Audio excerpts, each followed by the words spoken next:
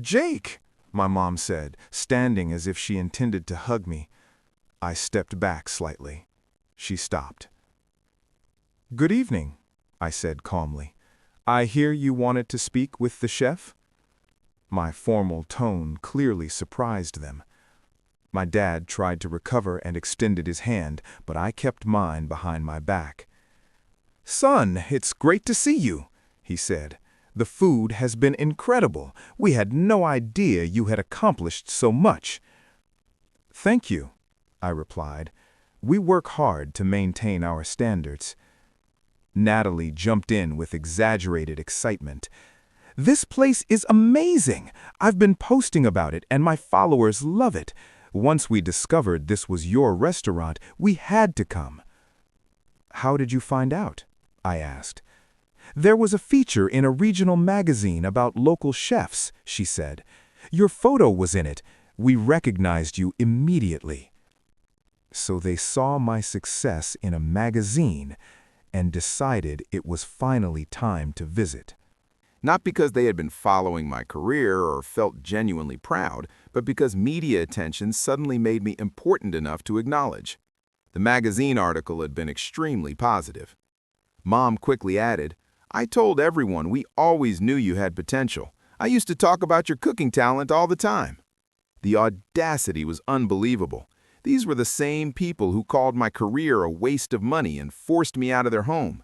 Now they claimed they had always believed in me and even bragged about me to their friends. "We were hoping we could talk," Dad said. "Maybe after your shift. There are some things we'd like to discuss. Family matters." "I'm afraid my evening is fully scheduled," I replied. "There are multiple seatings tonight and preparation for tomorrow's service." "Surely you can spare an hour for your family," Mom said, the sharp tone creeping into her voice, the same tone she used when I was younger and not cooperating with what she wanted. "I treat every guest equally," I said calmly. "Right now I have other tables that require my attention. Please enjoy your dessert course. James will bring it out shortly." I began walking away, but Natalie called after me. "Wait, can we at least take a picture for my social media?"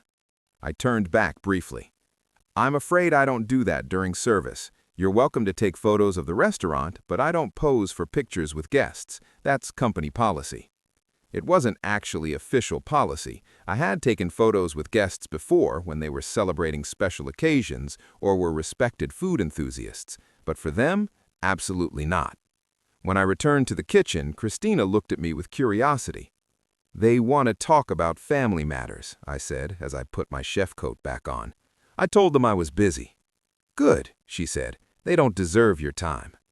Dessert went out shortly after, chocolate soufflé with raspberry and vanilla bean ice cream, one of our signature dishes. James reported that they enjoyed it. They took more photos and asked multiple times whether I would return to the table. Eventually, the bill arrived. Dad apparently stared at it for a long time before handing over his credit card. The total was $648 with drinks, plus our automatic 20% gratuity for parties larger than 3, bringing the final amount close to $800. That's when the situation changed. James returned to the kitchen looking concerned. "Table 12 wants to speak with a manager," he said. "They're disputing the bill." "What's the issue?" I asked. "They expected the meal to be comped," he explained. "They said since they're your family, they assumed there wouldn't be a charge." The entitlement was unbelievable. They had arrived without warning, demanded my attention during our busiest service of the week, and now expected hundreds of dollars of food and wine to be free simply because we shared the same last name? "Tell them the bill is correct," I said. "We don't comp meals for anyone." James hesitated. "The father is becoming a little aggressive," he added. "He says it's disrespectful to charge family members. Other tables are starting to notice." I wiped my hands on a towel, removed my coat again, and walked back toward their table. Several diners nearby were already watching. The atmosphere in the dining room had clearly shifted. As soon as I arrived, Dad began speaking loudly enough for others to hear. "Jake, there must be a mistake with this bill. We assumed, given our relationship, the meal would be complimentary." "There is no mistake," I said. "The bill is correct." "But we're family," Natalie said, as if that single fact should override normal business practices. "You are guests in my restaurant," I replied calmly. "All guests pay for their meals. That is how restaurants operate." Mom's face turned red and her voice rose. "After everything we did for you, you can't even treat us to dinner? After we raised you and gave you everything?" The statement hung in the air. Nearby tables had definitely heard it. From the kitchen pass, I could see my staff watching. Christina stood ready in case the situation escalated further. For a moment, I considered many possible responses. I thought about the trash bags placed by the front door, the $12,000 spent on Natalie's dance program compared to nothing for me, the claim that they couldn't afford to feed me while planning expensive trips. I remembered being forced out at 18 and told my ambitions were worthless. I remembered them taking credit for achievements they had never supported. Instead, I kept my response simple and professional. "The total is $777.40. I'll need a credit card to complete the payment." "This is ridiculous," Dad said, his voice rising again. "We came here to reconnect and support your business, and you're treating us like strangers." "You are strangers," I replied. "You've been strangers for nearly 10 years, and this is a business, not a charity for people who share my last name." I signaled to James, who brought the payment terminal. At this point, the other diners weren't even pretending not to watch. Dad threw his credit card on the table. "Fine, but don't expect us to come back." "I don't," I said simply. James processed the payment, while the silence at their table grew heavy. Mom looked like she wanted to speak, but couldn't find the words. Natalie stared down at her phone, likely trying to figure out what she would post about the dinner now. Her boyfriend looked deeply uncomfortable, as if he wished he were anywhere else. The payment was approved. James returned with the receipt for signature. Dad signed it angrily and left no additional tip beyond the automatic gratuity. "Let's go," he said. They gathered their belongings and stood up. Before leaving, Mom looked at me with tears in her eyes. The performance was convincing. "We were so proud when we saw that article. We wanted to see what you built. We wanted to be part of your success." "You wanted to be part of my success now that it exists," I replied. "Where were you when I was washing dishes just to survive? When I was sleeping on someone's couch? When I graduated at the top of my class?" My voice remained calm and professional. "You made your decision 10 years ago. I'm simply respecting it." Natalie finally spoke. "You're being unfair. We came here to make things right, and you're holding grudges." "I'm running a business," I said. "If you want to make amends, that can be discussed outside my restaurant and outside my working hours, after you've had time to consider what you should actually apologize for. But arriving unannounced and expecting free food isn't reconciliation. It's the same entitlement you've always shown." They left without another word. I watched them walk out while dozens of diners observed at least part of the confrontation. Once they were gone, the restaurant remained silent for 5 seconds. Then one table began clapping. Another joined. Within moments, the entire dining room was applauding. I acknowledged them politely and returned to the kitchen, where my staff had witnessed everything. "That was incredible," Christina said. "Completely professional, but absolutely savage." The rest of the evening continued smoothly, although word had clearly spread. Some guests who had seen the confrontation made a point to compliment the food when leaving generous tips and promising to return.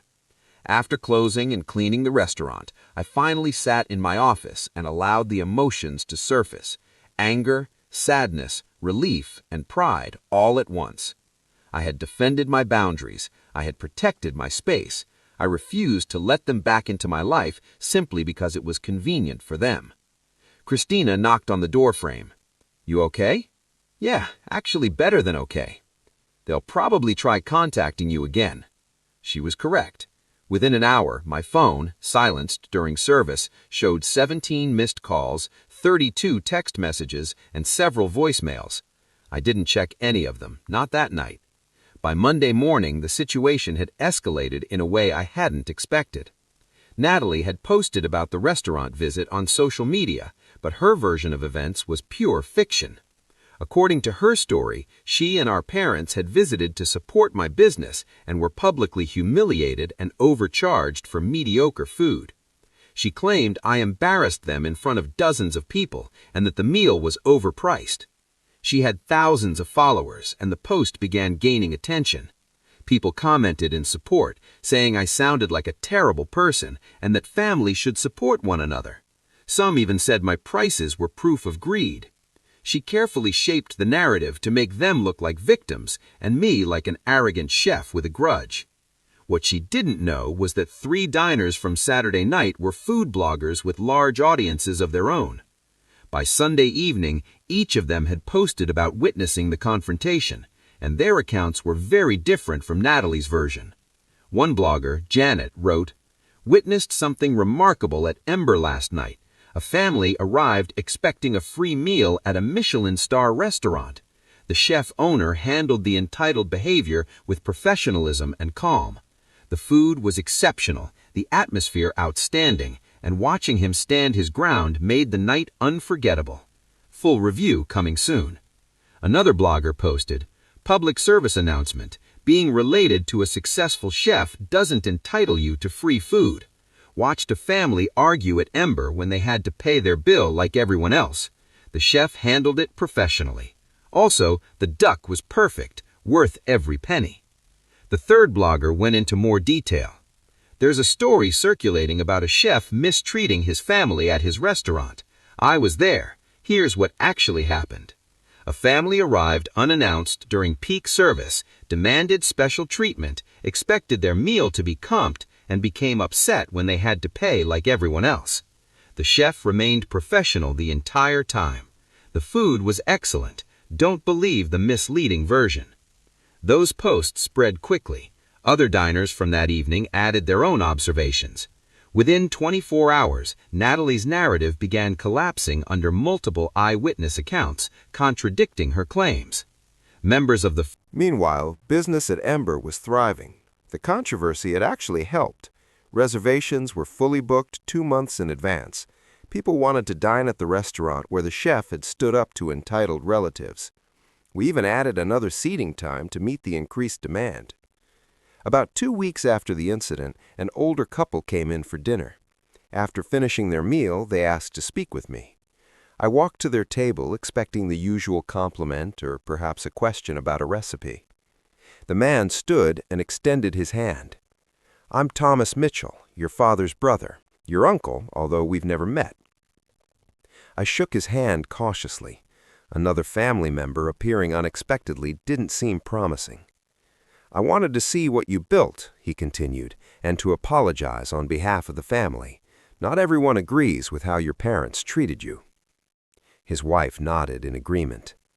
"We heard about what happened when you were 18.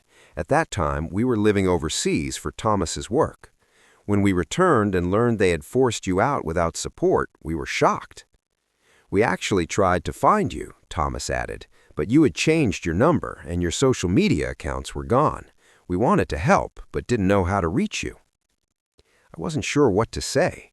I had assumed the entire extended family either supported my parents or simply didn't care. "The meal tonight was exceptional," his wife continued. "You've created something truly remarkable here. We just wanted you to know that not everyone in your family believes what happened to you was acceptable." We talked for a few more minutes. Before leaving, they gave me their contact information and told me I was welcome to reach out any time. There was no pressure or expectation, just an open invitation. After they left, Christina asked what the conversation was about. "Apparently, I have some family members who aren't terrible," I said. "Who would have guessed?" The next unexpected contact came through email from Mr. Peterson. He had retired from teaching, but had heard about the restaurant and the recent situation. His message was brief.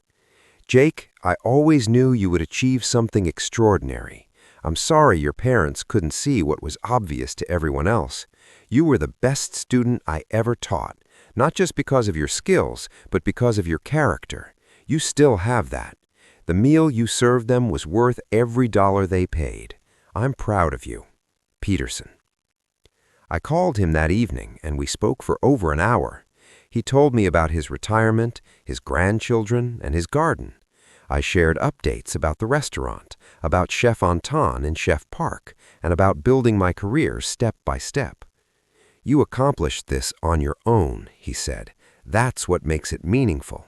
Nothing was given to you. You earned every part of it." He was right, and that was something my parents never understood. They believed I should feel grateful simply because they fed and housed me for 18 years, the bare minimum required by law. They assumed forcing me out would teach me to appreciate them. Instead, it taught me that my life could be better without them. 6 months after the restaurant incident, life had settled into a new routine. Ember was flourishing.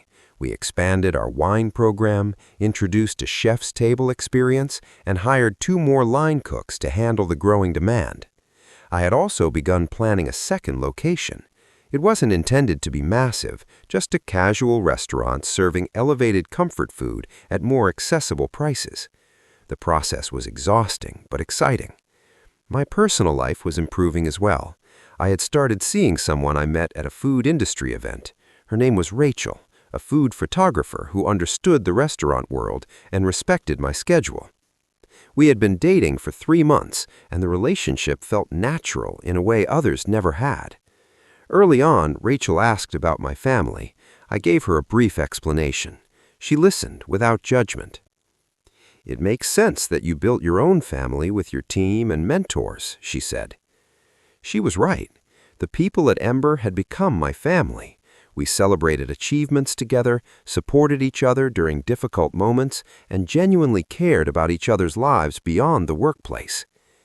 Then, one day, I received a letter, not an email or text message, but a handwritten document forwarded to the restaurant from my parents' attorney. The letter claimed I owed them compensation for raising me. Their argument was that since I used skills developed in my high school culinary club to build my career, they deserved a portion of my success. They were requesting $25,000 as repayment for their investment in my future. I read the letter 3 times just to confirm it was real. They were seriously attempting to demand money by claiming credit for Mr. Peterson's culinary club. When I showed it to my attorney, she laughed. "This has no legal basis," she said. "Parents are legally required to provide food, shelter, and education until their child turns 18. They cannot charge you for it afterwards, especially when they forced you out. Claiming ownership of your career because you took a class in high school is absurd." She sent a response letter that was polite but firm. The claim had no merit, and any further harassment would result in legal action. They were instructed to cease all contact immediately. 2 days later, my father called the restaurant during lunch service. The host transferred the call to my office before realizing who it was. "Jake, we need to talk about this situation rationally," he began. "The situation where you're attempting to extort money from me?" I replied. "It's not extortion," he said. "It's fair compensation. We raised you. We fed you. We provided a roof over your head. That has value. You did the minimum required by law. Then you forced me out at 18 because you claimed you couldn't afford to feed me. Those were your exact words. You needed the money for Natalie's dance camp. We were helping you become independent." "No," I said. "You were choosing one child over the other, just like you did throughout my entire childhood. And now that I succeeded beside you, rather than because of you, you want money." He changed his approach. "Your mother misses you. This conflict is destroying her. She cries every day because she doesn't have a relationship with her son." She had 18 years to build a relationship with her son. She chose to focus on her daughter instead. Now that her son is successful, suddenly she's devastated? That's not missing me. It's missing access to my success. "You've changed," Dad said. "Success has made you cold." "No," I answered. "Being forced out at 18 made me independent. Working 90-hour weeks made me strong. Building a business from nothing made me confident. You're simply upset that the son you dismissed as worthless turned out to be worth something." I ended the call. After that, I blocked their phone numbers, email addresses, and every possible way they could contact me directly. The attorney letters continued for several weeks, each more desperate than the last. My lawyer handled all of them. Eventually, they stopped, either because their attorney explained the claim was hopeless or because they ran out of money for legal fees. Through all this, Ember continued to grow. National food critics visited and reviewed the restaurant. We kept our Michelin star and even began receiving speculation about earning a second. I was also invited to participate in a cooking competition show. Normally, I avoided that type of publicity, but the exposure could help the second location we were planning. The show aired 3 months later. I didn't win. I placed third out of 12 chefs, but the experience was valuable and the exposure was incredible. During one episode, I talked about opening my restaurant after being forced out at 18. That story resonated with many viewers. After the show aired, I received hundreds of messages from people sharing similar experiences, unsupportive families, building success despite obstacles, and creating their own support systems instead of accepting toxic relationships. One message stood out. It was from a 17-year-old in Florida whose parents were telling him his dream of becoming a chef was pointless. He asked whether he should give up or keep pursuing it. I called him. We spoke for nearly an hour. I told him about Mr. Peterson, about Chef Anton, and about finding mentors who believed in him even when family members did not. "Are you actually good?" I asked. "I think so," he said. "My home economics teacher says I have real talent." "Then talk to that teacher," I told him. "Ask for mentorship. Ask for guidance. The right people will help if you're willing to work hard and stay humble." 6 months later, he sent me a video of himself cooking in a professional kitchen. He had secured an after-school job at a local restaurant where the chef recognized his potential and began training him. "Thank you for believing in me when my parents didn't," his message said. "You changed my life." That meant more to me than any Michelin star or positive review. I once was that kid. I understood what it felt like to have your dreams dismissed. Now I had the opportunity to help others in similar situations.